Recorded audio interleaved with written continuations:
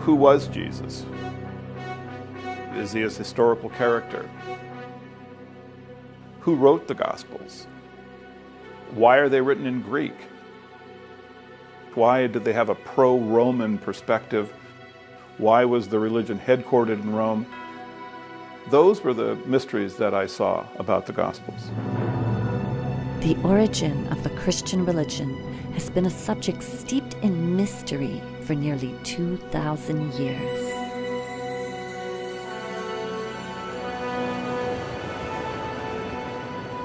Joseph Atwill is one of a number of scholars today from all around the world who are questioning the historic facts behind these ancient mysteries. When examining the actual history of this era, many of the answers provided by the Church and Christian scholars do not hold up to rigorous scrutiny.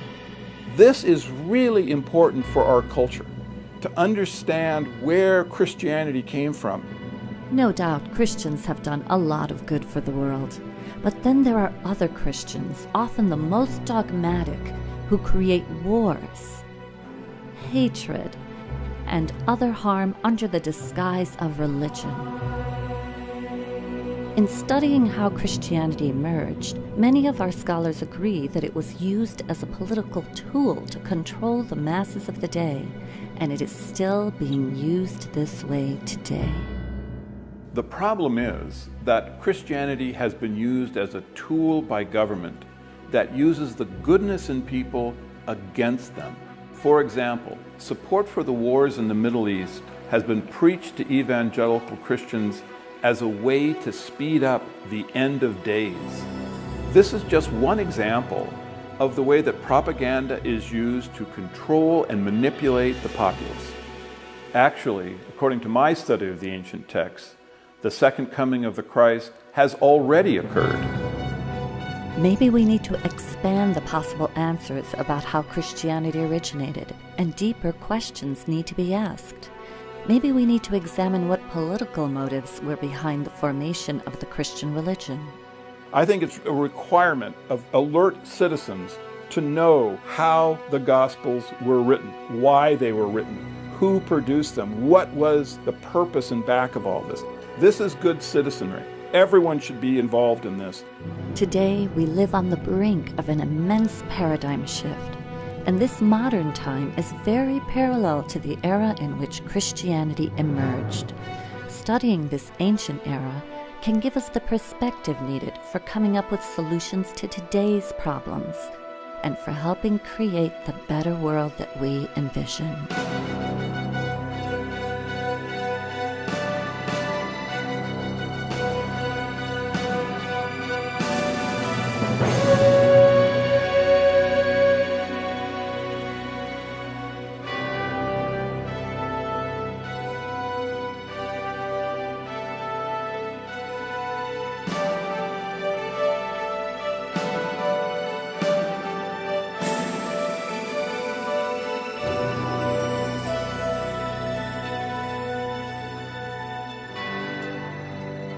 And the penny dropped that Jesus, as a human being, never existed.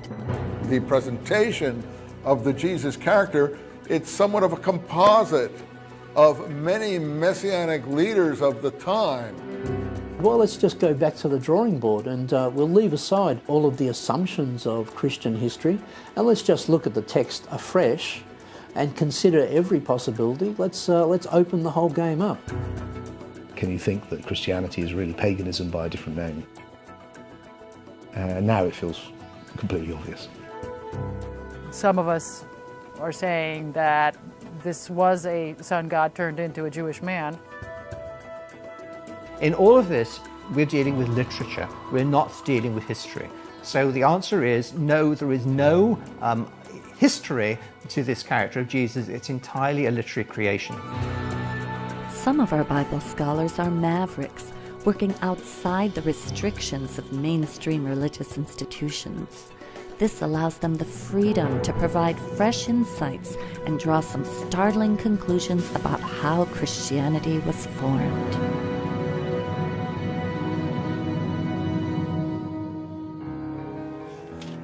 I began reading a number of books on the subject. This turned into a decade-long research. For Joseph Atwill, the key was in the Dead Sea Scrolls, the only Jewish literature ever discovered from the 1st century AD or CE, the time that Jesus would have been preaching among the Jews.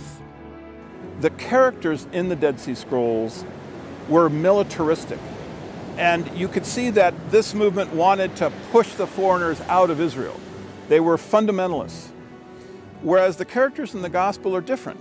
They are pacifistic. They are turning the other cheek. They're giving to Caesar what is Caesar's. How did a movement like Christianity come to exist in a region that was occupied by Roman soldiers and had Jewish zealots within it that were going to push these Romans out? How was that possible? I began studying the other two major works of the era, the New Testament and Wars of the Jews by Josephus, a Roman court historian who described the war between the Romans and the Jews in the 1st century. While reading these works side by side, I noticed an amazing connection between them. Certain events from the ministry of Jesus seemed to closely parallel episodes from the military campaign of Roman Caesar Titus Flavius, a campaign which took place 40 years after Jesus supposedly lived. My efforts to understand these connections led me to an incredible discovery. Christianity had been invented by a little-known family of Roman Caesars, the Flavians, and they left us documents to prove it. The Flavians are not a household name, and yet it's the Flavians who completely reshaped the Roman Empire. In Rome, of course, there's the Colosseum, which is understood to be the best-known monument of the ancient Roman Empire, perhaps. The Colosseum is, in fact, a Flavian construction produced during the Flavian period. It's under the Flavians that both Rabbinic Judaism and Christianity take shape. Why would the Flavians be interested in creating religions? Much like today, their era was marked by political power struggles, a bankrupt economy, religious conflicts, and endless wars. In the midst of this turmoil, the Flavians seized control of the Roman Empire and ushered in an immense paradigm shift. To understand the Flavians' rise to power, we need to go back to the reign of the previous powerful rulers, the Julio-Claudian dynasty. Beginning with Julius Caesar in the year 49 BCE, the Julio-Claudians ruled Rome for over 100 years, transforming the government from a republic into an empire. This family contained all the famous Caesars: Julius, who predated the time of Jesus; Augustus, who was Caesar at the time of Jesus' supposed birth; Tiberius, who ruled during Jesus' supposed death, followed by the infamous Caligula; then Claudius, and ending the Julio-Claudian dynasty with Nero, whose reign begins in 54 CE. The Julio-Claudians enjoyed a godlike status until the family degenerated and began to damage the Roman Empire. By the time of Nero, his famous decadence was bankrupting the empire, and the Jews of Judea were staging a huge rebellion against their Roman rulers. Judea was one of the many conquered provinces that made up the Roman Empire. This region, which was also known as Palestine, was controlled by a family that served as Rome's tax collector, the Herods. They were a Greco-Arab family, somewhat possibly Judaized, though only Judaized when it was convenient to please the subjects they were given, who were put in power in Palestine and destroyed the previous Jewish ruling family, the Maccabean family, root and stalk. Besides being heavily taxed and ruled by a non-Jewish family put in power by Rome, the Jews were further inflamed by the requirement that a statue of the Caesar be placed for worship in every temple throughout the empire. In the Roman Empire, you could pretty much have any god you want But legally, you had to submit to the emperor as a god as well. You had to at least acknowledge that the Roman leader was also a divine figure. But the Jews would not have any of it. It's fundamental to Jewish belief that you shall make no graven images. It's one of the commandments given at Sinai by God. So the Jews never made representations of God. The Jews had a very different type of religion. They had a religion which was much more focused on the book and less focused upon cultic statues. This presented a real problem for the Romans. They tried to install statues of Caesar, but the Jews weren't going to buy that at all. In fact, it aggravated them, it enraged them. And the Romans really, I think, didn't understand this. It's not statues, it's books. And those books contained what are known as the Jewish Messianic prophecies. The thing that most moved the Jews' revolt against Rome was an obscure prophecy from among their writings that a world ruler would come out of Palestine. Holy books inspired the Jews to expect a redeemer who would redeem Israel, rescue Israel, restore Israel to power and leadership in the world. The Messiah that the literature described was a warrior. The Messiahs would have claimed the same attributes that David did. David could overcome any army because God gave him the power to do it. If you had the power of God, you could easily defeat the Roman army. The people rebelled against Rome and were led by a messianic movement that had a series of messiahs that had come forward to fight against the Roman Empire. The Hebrew word Messiah is translated into Greek as Christos, or Christ, so the title of Christ can describe any of the numerous messiahs of this movement. Yes, the word Christ, or Christians, can refer to the Palestine Messianic movement, but it's a later term. It's a later reformulation of the Messianic movement in Palestine. This movement rebels against Rome in 66 and is successful. It actually defeats them militarily, so it must have been a huge movement. The victorious Jews set up a nation state directly in the Roman Empire. And the Romans had to do something about it. There was a real danger that this Messianic movement could not only boil over in Judea itself, but could spread to other Jewish communities and other parts of the Roman Empire. Rome ruled its colonies with a rod of iron, and any resistance was going to be met with brute force. At this time during Nero's reign, two of the finest military men in the empire were the Flavians, Vespasian and his son Titus. Vespasian and Titus were military men. They spent a great deal of their life outside of Rome. For over a decade, they had waged war against the Druids in Brittany and Gaul. Vespasian and Titus were successful in essentially destroying the Druids. They left behind no historical record of their existence. And it's the Flavians that Nero calls upon when he needs to suppress the Jews' rebellion in Judea. Nero responded by asking his best general, Vespasian, and his son Titus to go into Judea with a huge army, 70,000 troops, and a similar number of support individuals. So they meant business. The Romans came down to crush the rebellion. In the year 66 CE, the Flavians begin their military campaign against the Jews. They start further north in Galilee, where the first of three key events takes place. They destroy the Jewish towns of Galilee. They also capture a Jewish rebel who later becomes a critical figure in the formulation of Christianity. This is where they captured one of the leaders of the rebellion, a Jew named Josephus Bar Matthias. Now, Josephus presented himself to the Flavians as a prophet. He survived. He survived apparently by telling Vespasian that the prophecies of the Jews pointed out that Vespasian would become emperor. And of course he did, so Vespasian quite liked Josephus. He used him as a translator in his entourage. He used him to appeal to the rebels to surrender. At this point, Josephus became a turncoat, and worked with the Flavians against the rebellion. Meanwhile, chaos is increasing back in Rome, where Nero's rule is being threatened. In the year 68, the Senate found the courage to depose Nero and he committed suicide. Now, in that circumstance, Vespasian was a prime candidate to become emperor.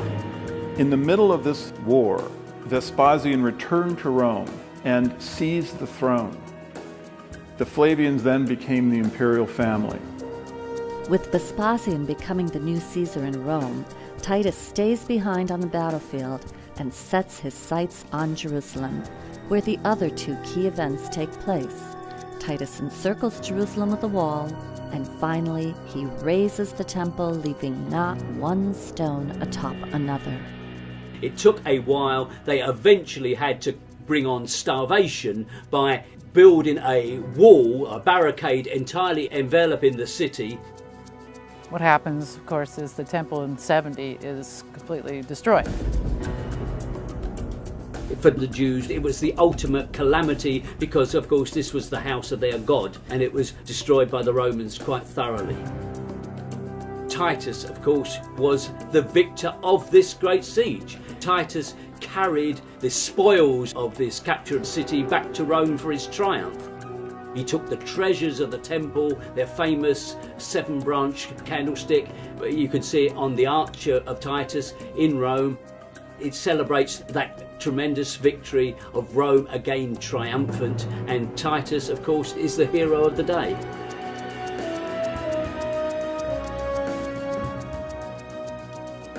All of the artifacts from the temple that they seized, they put on public display in what they refer to as the Palace of Peace, except for one item.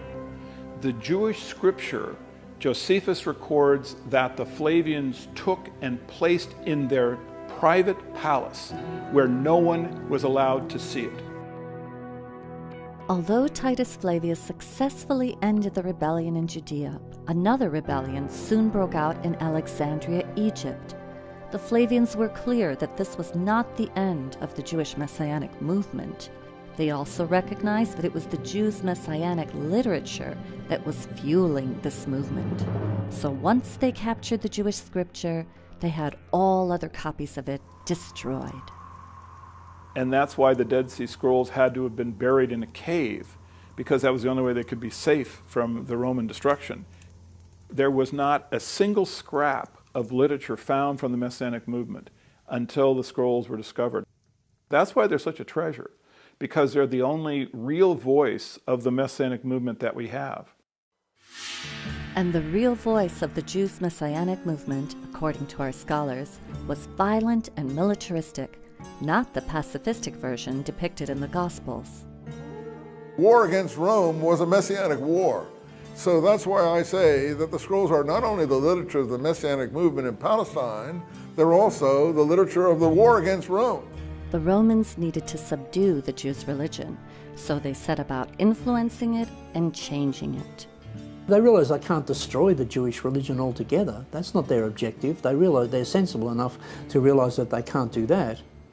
So what you have to do is try to create a type of Judaism that is benign. And it's exactly coinciding with the rise of the Flavian dynasty is the arrival of two benign forms of Jewish ideology. It's during this period that a new literature enters history, which describes a peace-loving, turn-the-other-cheek preaching Jewish Messiah named Jesus Christ. But if the Flavians wrote the Gospels, how could a Roman family know how to write Jewish literature that refers to Jewish prophecy? The answer lies in the Flavians' collaborations with a number of Jewish intellectuals, beginning with their own court historian, Josephus. Josephus arrives back in Rome with Titus. He becomes an adopted member of the Flavian family. An amazing turn of events for the Jewish turncoat. He becomes Flavius Josephus. Josephus at this time begins writing the history of the war, and he records that Titus gave him the Jewish scripture. Josephus's histories have always been associated with the origins of Christianity. Time and again you can find parallels between what Josephus writes and what turns up in the Gospels. It's a powerful evidence of their true origin. In reading the works of Josephus side by side with the Gospels, scholars have noticed parallels between the two works. It appears as though the history of Josephus records events that fulfill the prophecies of the Old and New Testaments.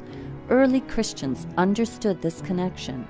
In fact, when the Bible first began to be printed in the Middle Ages, it included the history of Josephus.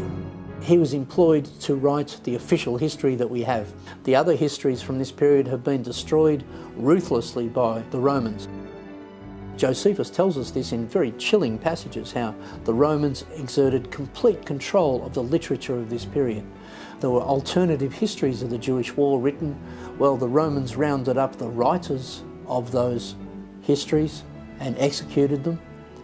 They rounded up all the copies of those histories and destroyed them. That is to say, they ruthlessly wiped out any alternative history, so that the only history we have is written by Josephus. And let's remember who Josephus was. Chief propagandist of the Flavian dynasty, and he was very, very successful. He moved back to Rome. He was given an apartment in the emperor's own townhouse, and he was appointed the chronicler of the Roman Jewish War, using Vespasian's own diaries of the events.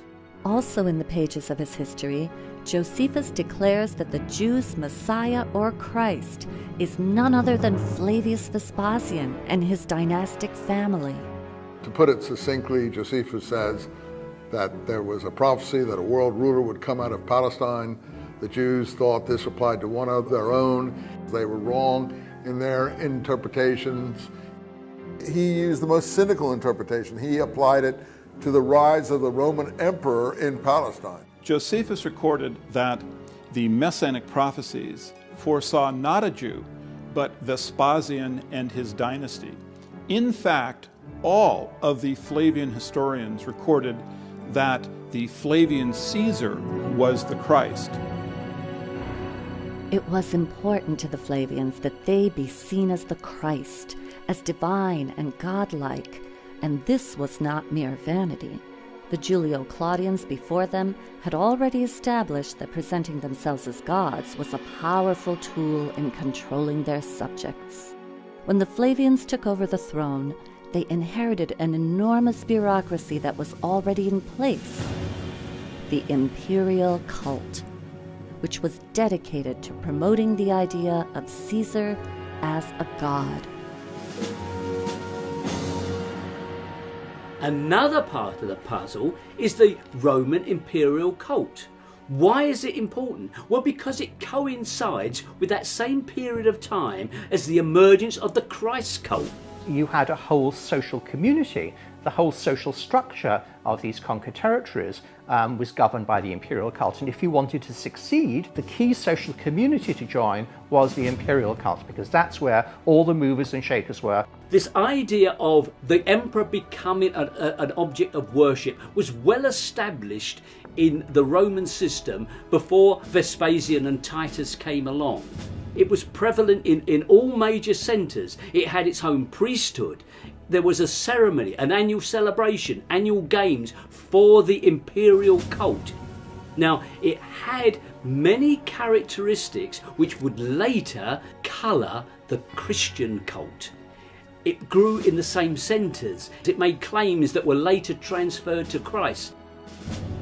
The Julio-Claudians had claimed that they were of divine descent and that they were therefore legitimate. Their power base was the Roman aristocracy, the Roman nobility. All of that collapsed into this power vacuum. Vespasian was declared emperor by the troops, by the Roman army. So effectively, it was a military coup. With the change of dynasty, they have to create a whole mythology to legitimise that dynasty. At the same time, they're creating a whole mythology to counter Jewish messianism. Somewhere along the line, those two things get mixed together. When Vespasian died, Titus began the process of having his father deified. This is a complicated process because only the Roman Senate can bestow on an individual the title of deus or God. Titus came to the Senate and presented evidence that the life of his father had been divine. Certainly this would have included the military campaign that the Flavians waged through Judea. And it's at this time I think the Gospels were written, because the theological structure in the Gospels of a God the Father and the Son of God is the same one that Titus would have been presenting to the Roman Senate. Well, the Roman Senate did accept Titus's evidence, and Vespasian was deified and became a god. Titus therefore became a son of God.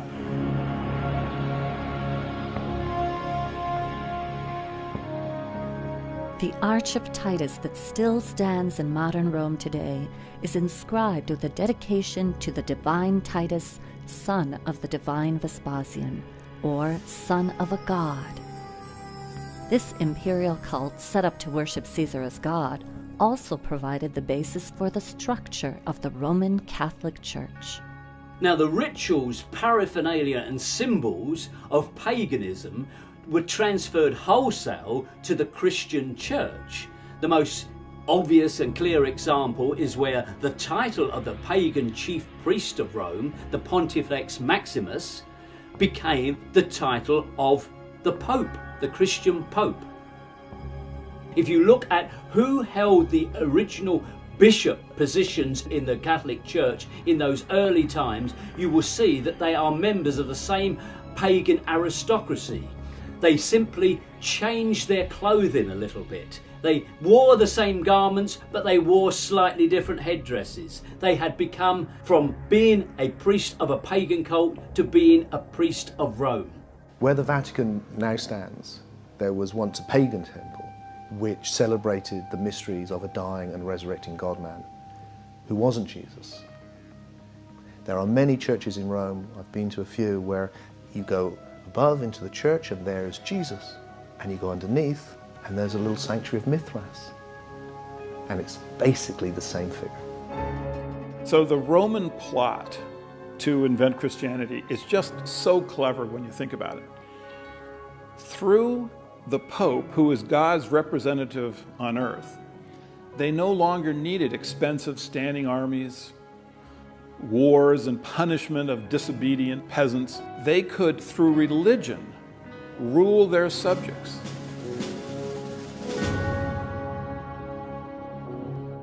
Over time, Roman Christianity propagated throughout the empire by way of the mass media of the day, the Roman roads. The Romans must have approved of this new religion because, as some scholars ask, if the Gospels really were Jewish literature about a Roman sentenced criminal, why wouldn't they have been destroyed? One of the really surprising things for me was to realize the extent of Roman control of propaganda and of literature. So that when you suddenly get all of this Christian literature arising in this period, one has to ask, well, how did that happen? The conclusion that one has to reach is that that could not have happened without some degree of complicity on the part of the Romans, so that one is led to the conclusion that the Romans must be involved in the production of this literature.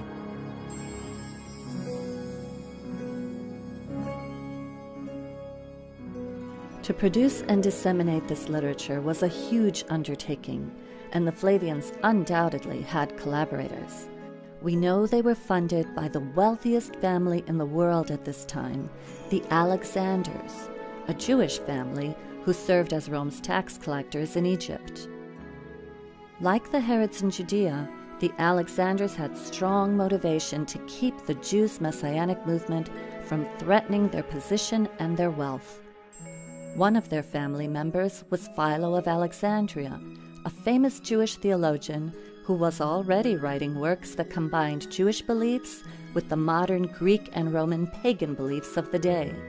Many scholars agree that his writings form the basis for much of the philosophy of Christianity. In these pages, is practically every concept that you can find within Christianity. He combined Greek philosophy, and he took that and he combined it with Judaism. On top of that, he was from an extremely wealthy family. And this is important because you have to follow the money when you're looking at major trends, new paradigms being set. And if you look at his family, then you start seeing, well, this is interesting because now we're starting to come across the Flavians again. His relatives were very involved with the Flavians.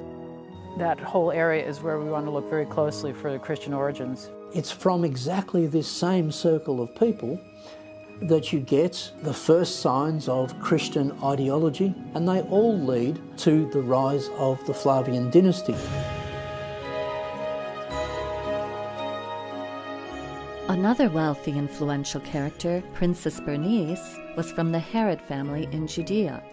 She's the granddaughter of Herod the Great, a product of the Herods' intermarriage with the conquered Jewish ruling Messianic lineage.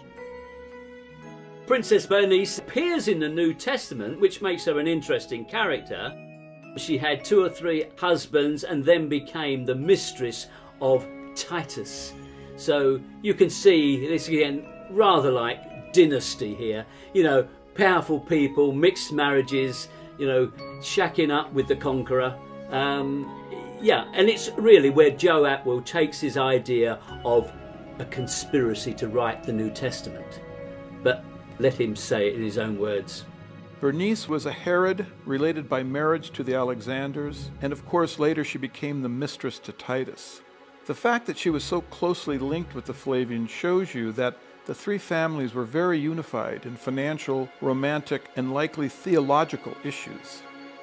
By the looks of things, this coalescence seemed to have brought about a dynamic that led to the synthesis of Judaism and paganism and eventually became Christianity. So this is a very key time period.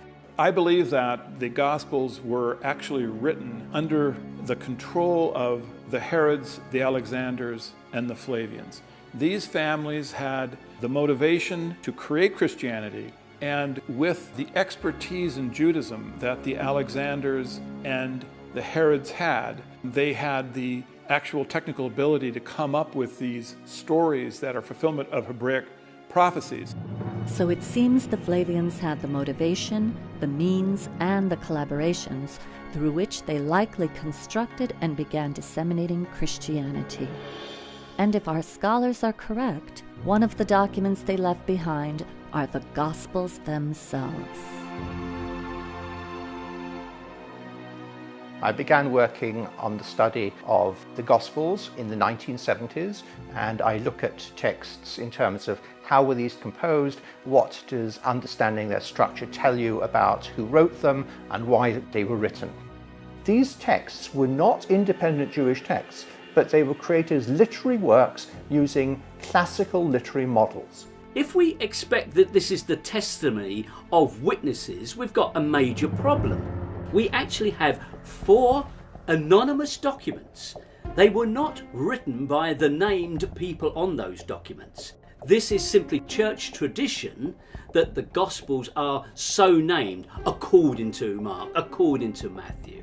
So this idea that the Gospels are reliable testimony is patent nonsense.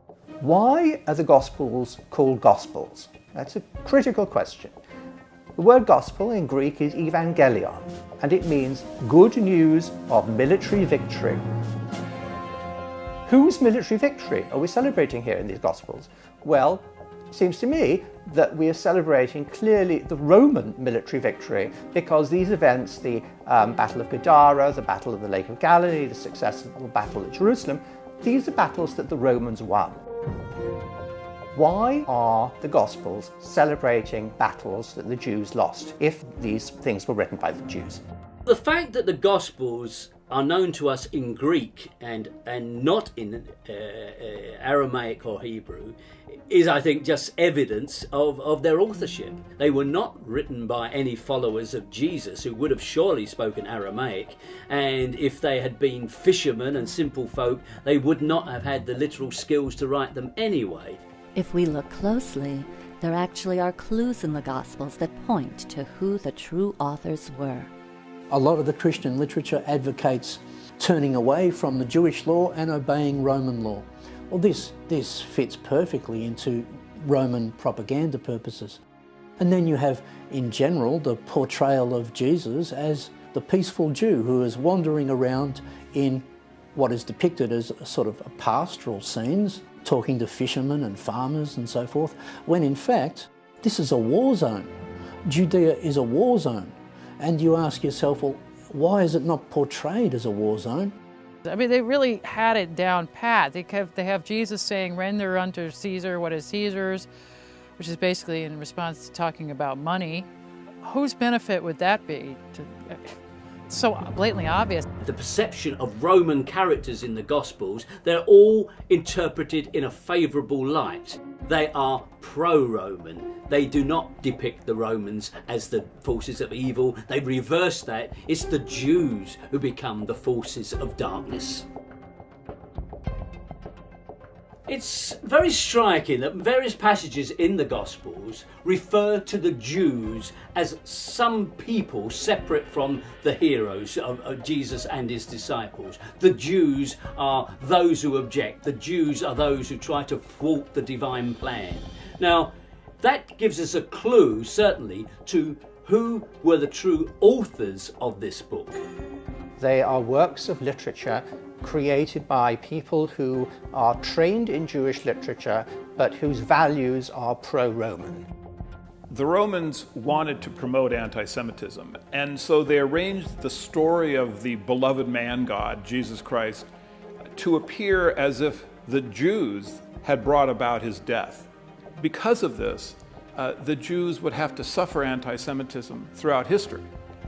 So this was a piece of work that could not have been done except by a fairly established literary team, such as the literary team that was in Rome actually writing the books of Josephus. I mean, that was written by a literary team, and it was written as one of the attempts to give prominence to the Flavian Caesars, which the Gospels also do. So it is extremely likely that the Gospels, as a form of epic, designed to magnify allegorically the Roman Caesars, is also written at the court of the Flavian emperors.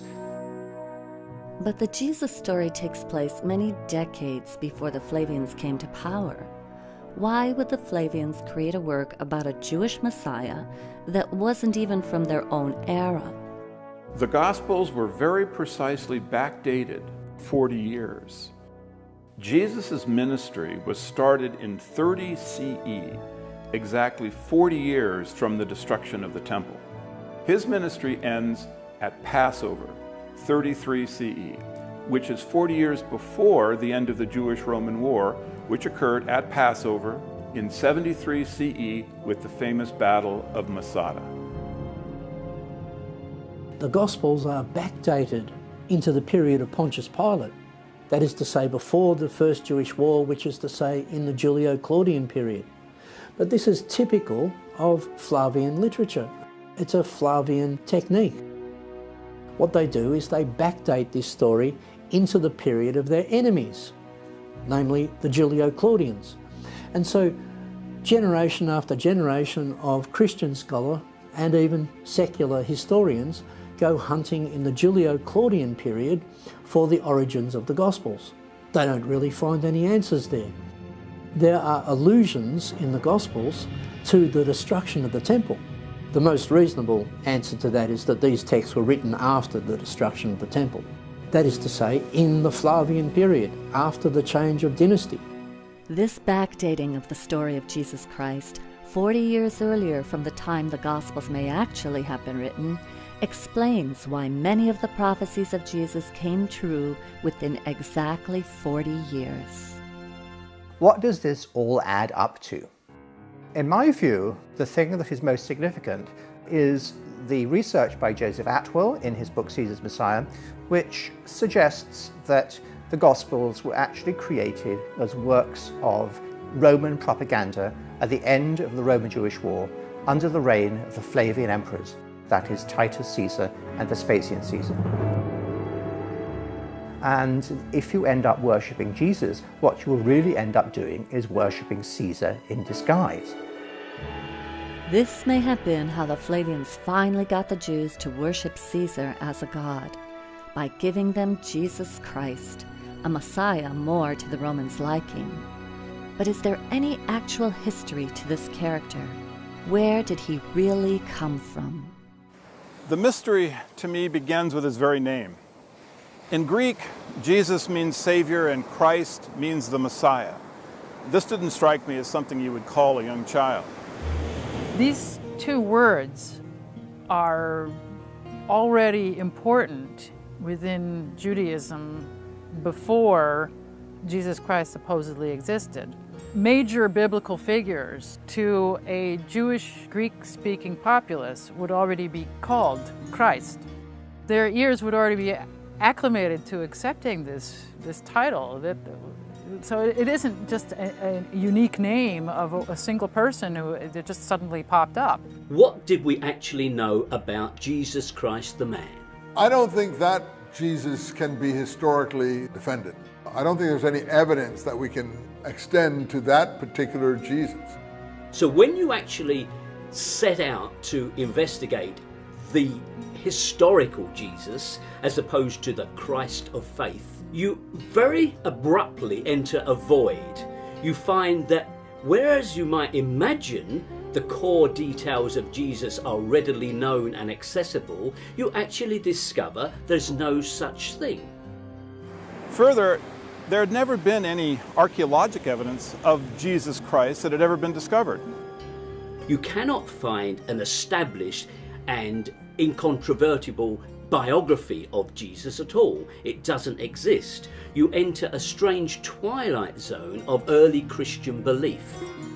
What we have here is not a movement that's grown on the accretion of legends on a real flesh and blood man, but instead the development of a religious movement around the idea of a man. There isn't even an actual physical description of what Jesus looked like anywhere in the Gospels.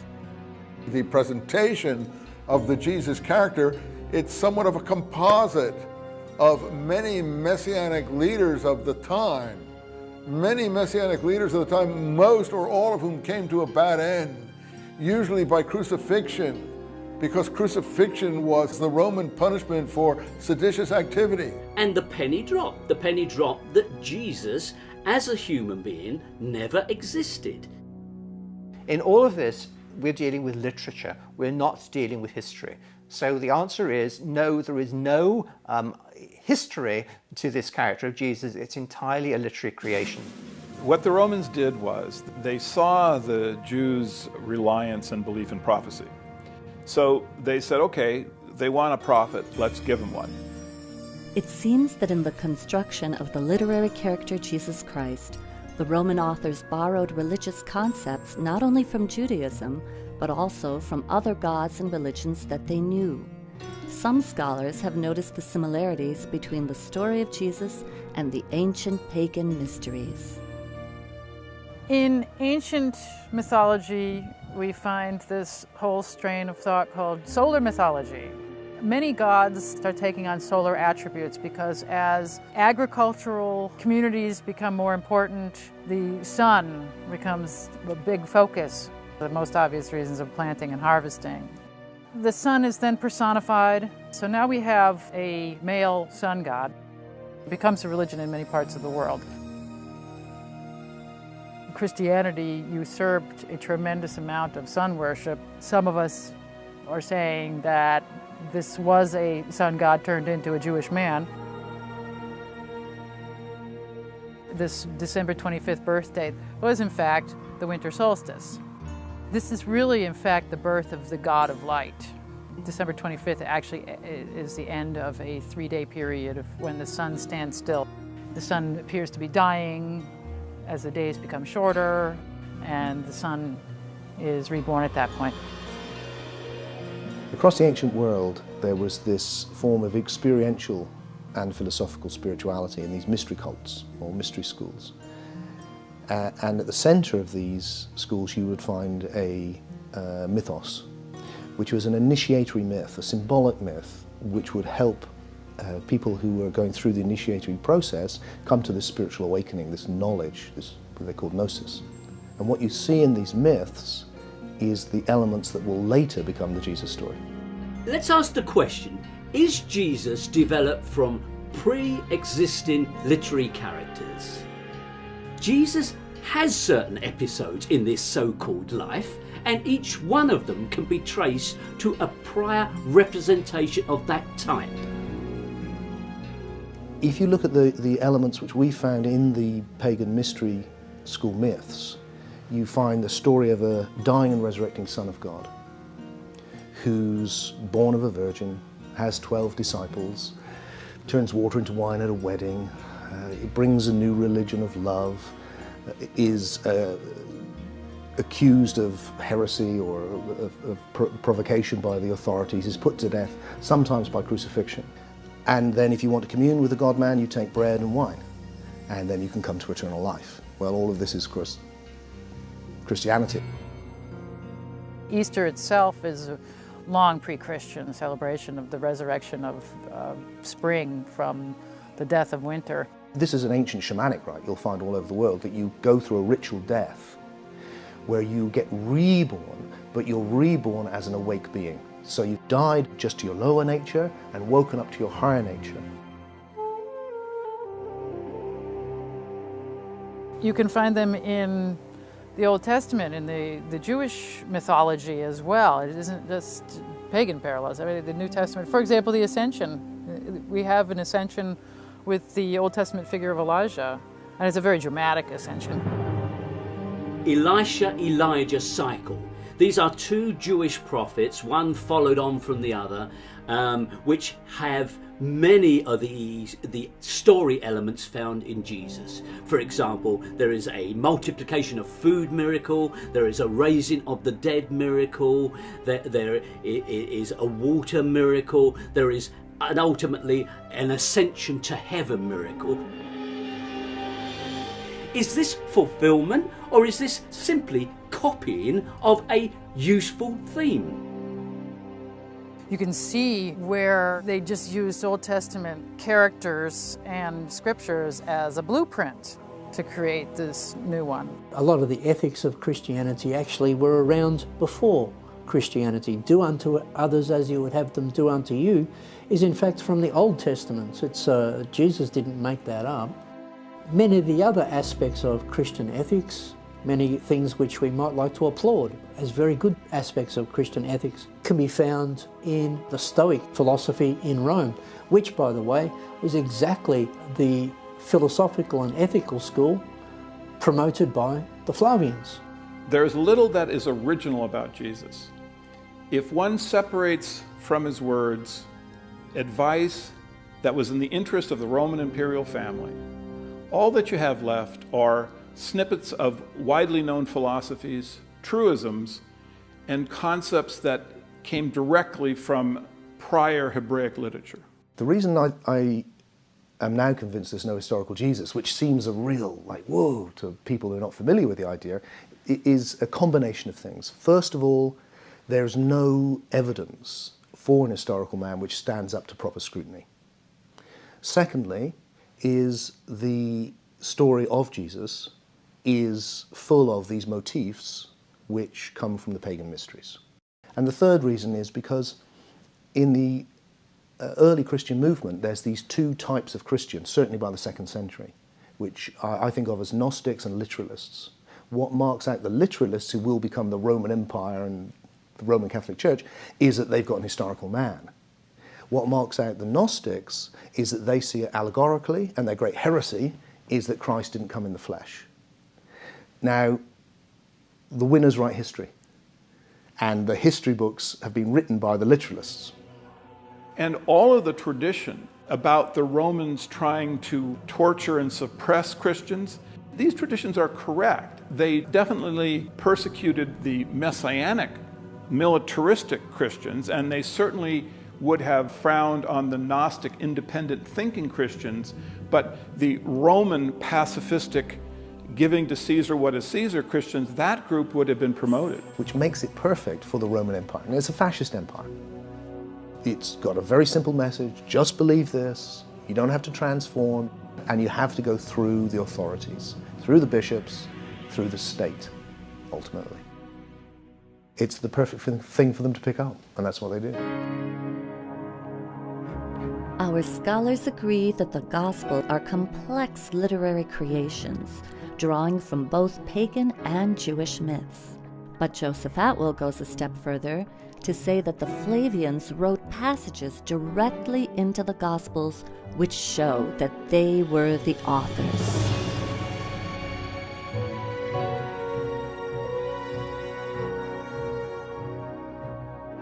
One of the most famous prophecies that Jesus makes is about the coming of someone he refers to as the Son of Man. Now, many people believe that he's talking about a second coming of himself, and many people believe that this is going to occur some point in the future. Well, the fact is, this coming of Jesus has already occurred. Jesus makes very specific prophecies as to what will happen when the Son of Man makes his visitation. He refers to three key events. The Galilean towns will be crushed, Jerusalem will be encircled with a wall, and the temple will be razed, leaving not one stone atop another. He also states exactly when this individual will come. He says that the Son of Man will appear before the generation that is alive and listening to Jesus' words passes away. Now, to Jews of this era, a generation is 40 years. And so the only individual that could possibly be the Son of Man that Jesus predicts is Titus Flavius. Titus Flavius did destroy the Galilean towns. He did encircle Jerusalem with a wall, and he razed the temple and left not one stone atop another. And he did this within 40 years. Josephus recorded that no matter how Titus tortured the Jews, they refused to call him Lord or God. So to circumvent this stubbornness, the Flavians wrote the Gospels, in which a Son of Man was predicted to come in the future. Titus fulfilled these prophecies and became the Son of Man. So you end up worshiping Titus without knowing it.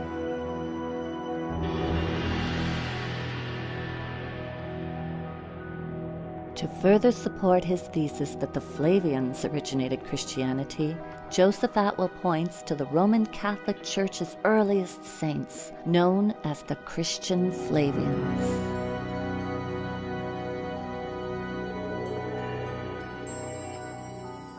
The Flavian family is connected to early Christianity in a number of unusual ways. So many members of the family were recorded as having been among the first Roman Catholic saints. These include Flavia Domitilla, who is either Titus's sister or his niece, and there is an inscription honoring Flavia for donating the land that became the first Christian catacomb. And Flavia Domitilla was the first Christian saint. Her son, Clement, is recorded as having been the first Roman Catholic pope after the Apostle Simon. In addition, there were two members of the Flavian household staff, Neros and Achilles. Both of them had churches named after them in the very earliest Christian dioceses in Rome. There was a Christian theologian whose name was Titus Flavius Clemens, Clement of Alexandria. And he's the one who actually described the first Christian symbols. And he said they were the anchor, the boat, the fish, the olive branch, the star. And oddly, these are the very symbols that the Flavian Caesars used on their coins.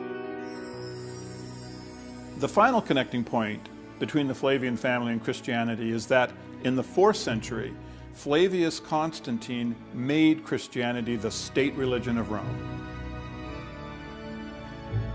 The military achievements of Caesars were important to all Romans. So certainly, the Flavian Christians the group that the Roman Catholic Church states were the first saints of the religion, would have known the identity of the Son of Man that Jesus predicted, who would crush Galilee, encircle Jerusalem with a wall, and raise the temple, was Titus Flavius. So it seems if a person knows how to uncover them, there are actually many clues pointing to the Flavian origin of Christianity. And perhaps the most intriguing one that Joseph Atwill uncovered is a secret code the Flavians used in their documents, which enabled him to make his startling discovery. So the Romans had the Jews' scripture locked up inside their imperial court, and they studied it. And what they discovered was that there was a unique literary code hidden in the text. This hidden code, which was common in Jewish scripture, was used by the Flavian literary team to place passages into the Gospels that had to be deciphered to be understood. This hidden literary technique is known as typology.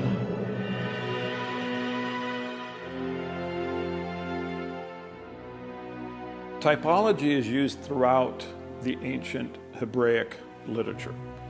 And it's a genre that is really no longer understood or used today. But simply put, typology is using events from the past to provide form and context for subsequent ones. What we're talking about is stereotypic. In other words, there's an idealized prototype which shows certain characteristics or performs in certain ways. For instance, one of the things they do is they take an old story and they retell it in a new form. And they superimpose contemporary history upon old stories. And they create these multi-layered texts. In Hebraic typology, texts were designed to be read in comparison to one another, or intertextually. And in doing so, a meaning that would not be visible in the surface narration would become apparent to someone who understood the typologic connection between the stories. Hebraic typology connects prophets.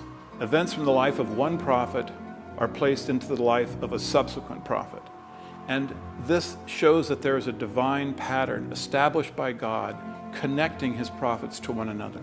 The Gospels actually show how we can decipher for ourselves this hidden code or typology that was used to create the Jesus story.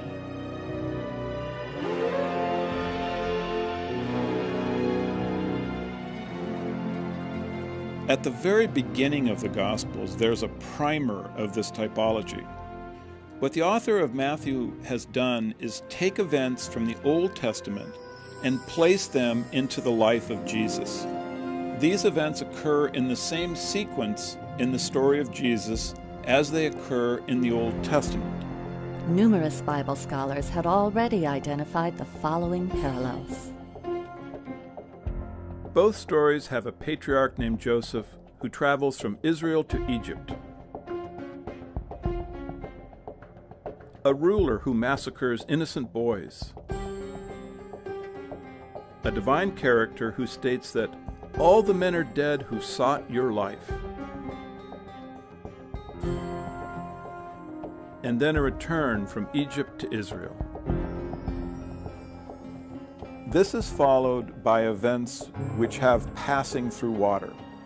In the Old Testament, the Israelites pass through the Red Sea. In Matthew, Jesus is given a baptism in which he passes through water. We then travel into the wilderness. The Israelites are in the wilderness for 40 years. Jesus goes into the wilderness for 40 days. Finally, we have the three temptations.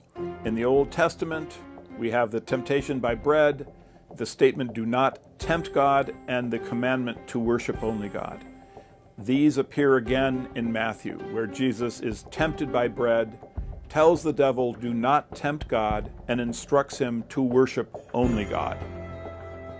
Therefore, When you compare the life of Jesus with the life of Moses, you see a linkage that shows that the character in the Gospels was divinely connected to the character in the Old Testament. The life of the first Savior of Israel, Moses, foresaw the life of Jesus, who's now claiming to be the next Savior of Israel. To understand the rest of the Jesus story, his adult ministry, we simply need to know that the same system of parallel names, locations, and concepts occurring in the same sequence was used to connect Jesus in the Gospels to Titus in the works of Josephus. Our scholars explain this gospel typology in the following 3 examples.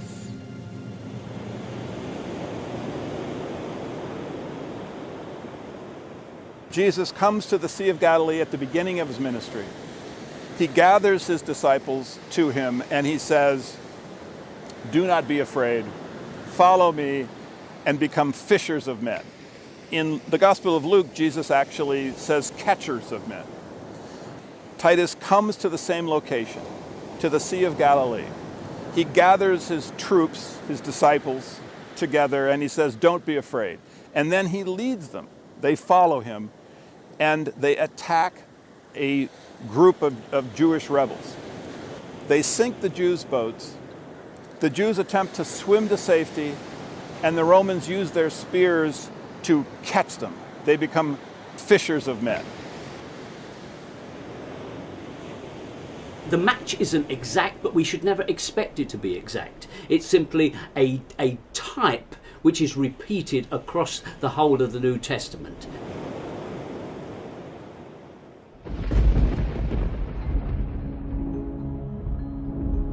Jesus is constantly dealing with devils. Josephus also deals with devils, but Josephus defines who these devils are. He states that the devils are those individuals who have a rebellious spirit and rebel against Rome.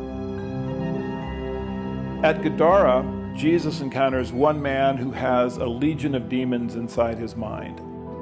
They then are driven out by Jesus. They infect a herd of swine, and then this herd rushes wildly into the water. This is a parallel to Titus's battle at Gadara, where one individual infects an entire legion of Jews with his demonic spirit, and then that group in turn infects another group, and this combined group is driven by the Romans into the sea. What's being suggested here is that this story that you find in the Gospels is in some ways sort of like a grim parable about that military event. It's sort of like a bit tongue-in-cheek, I think. The Romans had a vicious sense of humour like this, a very black sense of humour. In a medieval text that I've studied, which is called the Gospel of Barnabas, when you read that story, the way it's presented is in an unsophisticated form, that is to say it's sort of been decoded in some ways, and it becomes clear that what we're talking about here are the Jewish rebels are chased into the sea and they drown in the sea. In the Gospels, these are presented as pigs. This is once again a very dark, black sort of Roman sense of humour. Some of this literature really needs to be understood like that.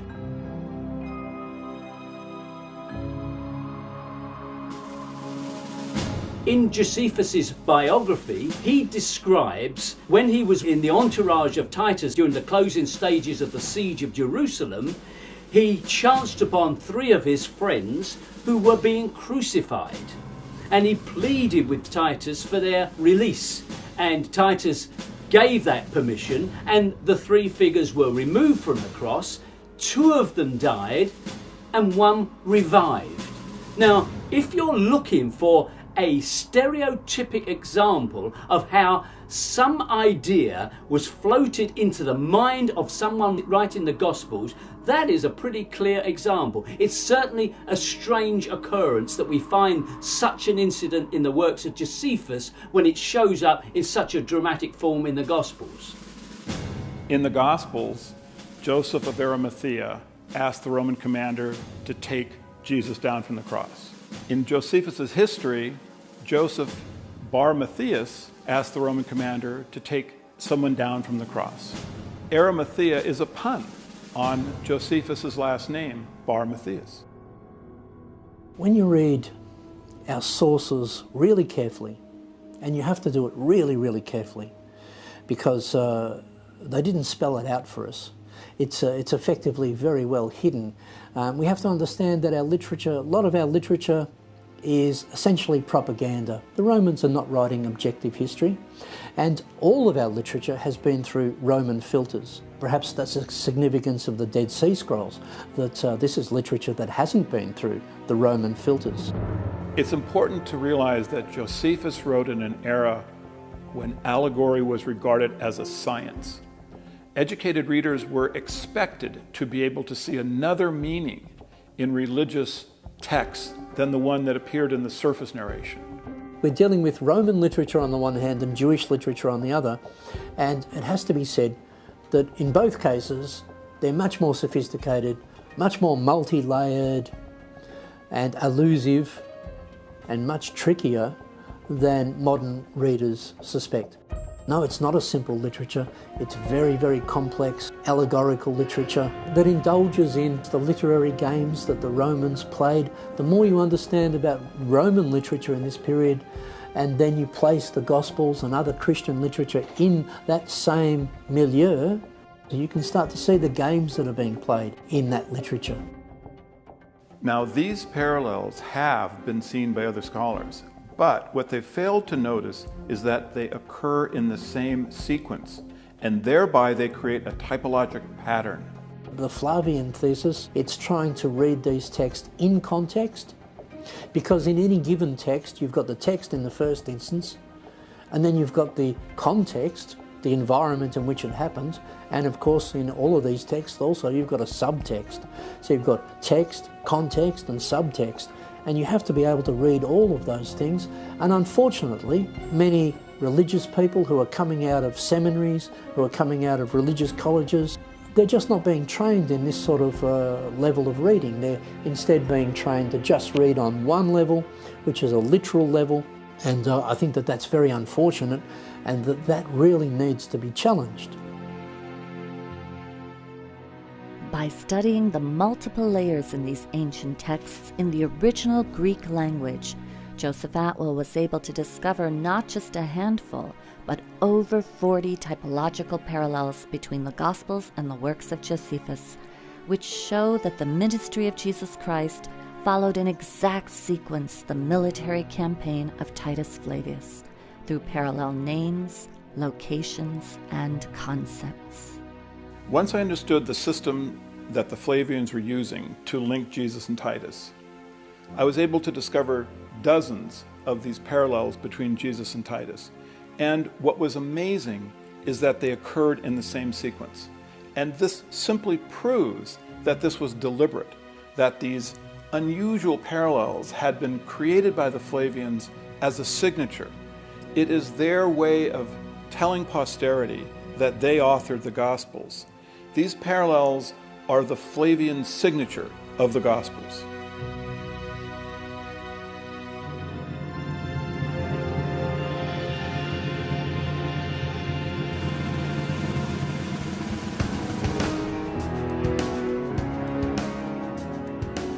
Both Jesus and Titus began their campaigns at the Sea of Galilee, and then go into the Galilean countryside, followed by a journey to Jerusalem. Once they reach the city's outskirts, they pause for a period before they enter. Finally, they leave the city where their campaigns come to an end. To catalog the many parallels, I gave each one a convenient name that related to the concept in that particular parallel set. Starting at Galilee, each of these are episodes that occurred both in the gospel story of Jesus and in the history of Titus's military campaign.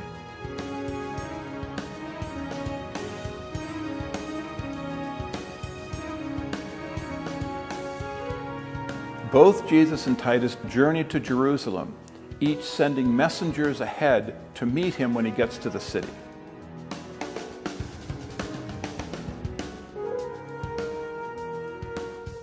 When the Romans get to Jerusalem, they notice that the Jewish factions are fighting against themselves.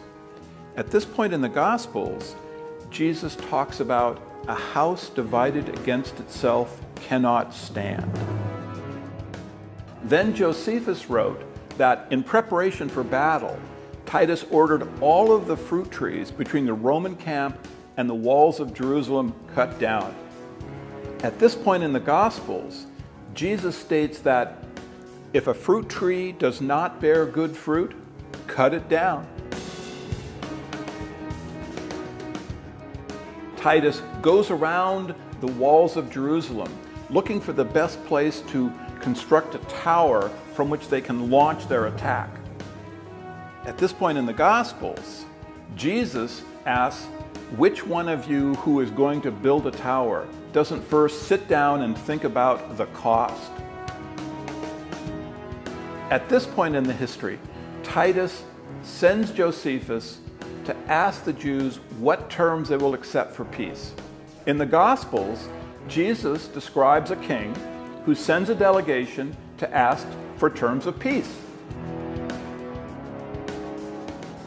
Both Jesus and Titus at this point have triumphant entrances into Jerusalem, during which, amazingly, stones are said to cry out.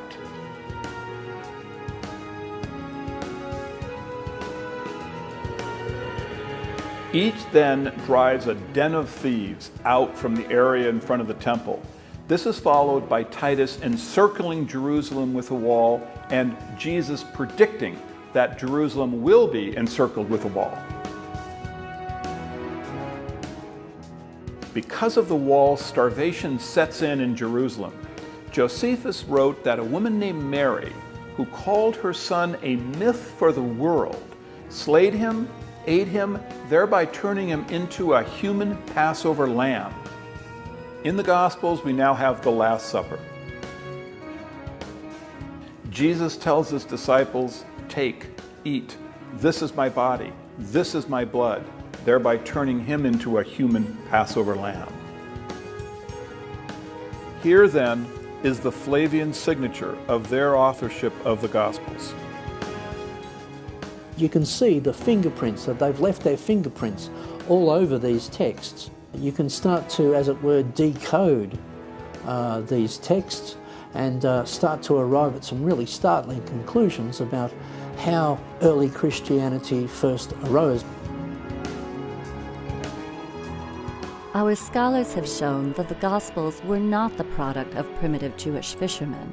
Rather, they are a sophisticated literary work combining religious ideas of the day with Roman political perspective and power. Joseph Atwell's research reveals that reading the works of Josephus concurrently with the New Testament shows that the events of Jesus' life were not historical, but rather all of them are dependent on the events in the military campaign of Titus Flavius. Jesus Christ was an allegory for the Roman Caesar Titus, the Messiah of the Roman Empire, the Roman son of a god that Christianity was set up to worship. I certainly don't want to undermine the positive things in Christianity. I'm happy to admit that there are positive things in Christianity and in other religions as well. What's at issue here are the historical claims of these religions. Traditionally, religious dogma has forbidden the examination of historical discoveries or the inclusion of certain scientific findings in their teachings, asking their followers instead to blindly believe as they say, not as the objective facts may show. We live in a time, perhaps it's a new intellectual renaissance, which is getting fed up with many of the structures that we live with and which is recognizing major frauds at the heart of our financial markets and the heart of our industry, and the plug is being pulled on them. And my view is that we have yet another fraud, the biggest of them all, and it's a fraud at the heart of Christianity. And it is a time for whistleblowers to come out and to make this information available not just to scholars in academic journals, but to have it widely available to anybody who wants to know. It's helpful to hear a wide diversity of voices in order for people to arrive at their own conclusions, and the theories brought forth by our scholars are a part of that diversity. When they hear that the Jesus story is a myth, people feel that you're taking something away, but you're really not. You push people and you go, why do you believe in historical Jesus? Often people will go, well, you know, the Bible or something. But when you go, well, have you studied it as an historical document? Have you looked at the evidence? They'll go, well, no, I haven't. So that's not the real reason. The real reason when you push people is, well, I have a relationship with Jesus. I have a personal relationship with Jesus, and that's what I don't want to lose. And that's a really good reason to be a Gnostic and a really bad reason to be a literalist. The Gnostics, as well as pre-Christian pagan mystery schools, believed that the myth of the dying and resurrecting God-man was an allegory to be used for personal growth, to die to their lower nature and arise to their higher nature. The literalists took control of the original myth and shaped it so it would take the power away from the individual and place it into a central authority. Rediscovering the original myth gives people the freedom to choose the beliefs that truly serve them. Okay, some Christians have developed their personal faith to the extent that Christ is this energy or force or power within them. This is how they have interpreted the story now. The story has become again what it actually began as, an allegory. I have no issue with the Christ within. I have an issue with the church militant. What threatens humanity is organised, regimentised religion on the march, taken so seriously that you will act out its worst precepts. If we examine all the religions of the world, we find that there is a common thread that connects all faiths and all people. And it is from this connection that we can make the choices that have now become so critical to our future. I like to focus on the origins of religious ideas. And it turns out that they're very unifying underneath all of the divisiveness that we see on the surface. It would be extremely helpful for all of humanity to realize that there is this underlying unity. And those origins are basically nature worship, the study of the sun, the moon, the stars, planets. This is all what humanity has been looking at, of course, with great awe and reverence for thousands of years. And it's extremely important, I think, for us to get back to those roots. The destruction of the planet is also directly tied to religious ideas. This can help to restore balance to the planet in a very, very profoundly significant way. The very survival of humanity depends on viewing history from a new perspective so that we can be clearer on the historical facts and still honor the myths that offer us the greatest wisdom. It's what the myth, what the poetry says that matters, not what actually happened. So each new generation, whatever you say, is going to hear the myth, and that's what is true for them. And what follows is the actual history is much too complex for the average person to ever get their head around. Though the actual history is complex, and we may never know all the facts about what happened 2,000 years ago, the voices of our scholars are contributing to an ever-widening dialogue and the growing paradigm shift being witnessed all around the world today that can lead to a more empowered and enlightened humanity tomorrow. This is really important for our culture, to understand where Christianity came from. And this is direct evidence. You can actually walk this path and come to this conclusion. You can know that Christianity was an invention of the Romans.